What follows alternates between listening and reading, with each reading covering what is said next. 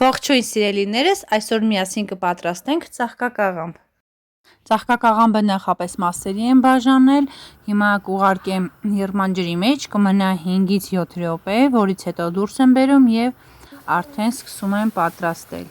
Ասեմ, որ եռացող ջրի մեջ ավելացրել եմ 1 ճաշի գթալ աղ։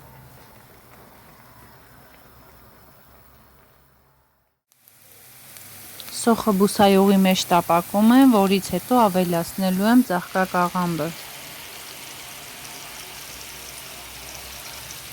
Ծաղկակաղամբը մի փոքր էլ այսպես բուսայուղի մեջ տապակում եմ, շատ քիչ, որից հետո ավելացնում եմ համեմունքները։ Ավելացնում եմ աղ, սև պղպեղ, կարմիր պղպեղ, համեմ, սամիտ և ձու։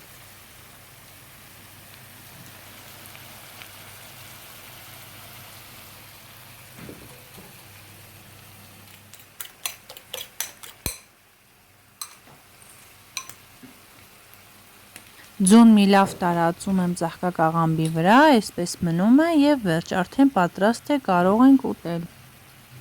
Սիրելիներս, շնորհակալ եմ ձեզ բաժանորդագրությունների համար, դուք ամենալավ և հավատարիմ հետևորդներն եք։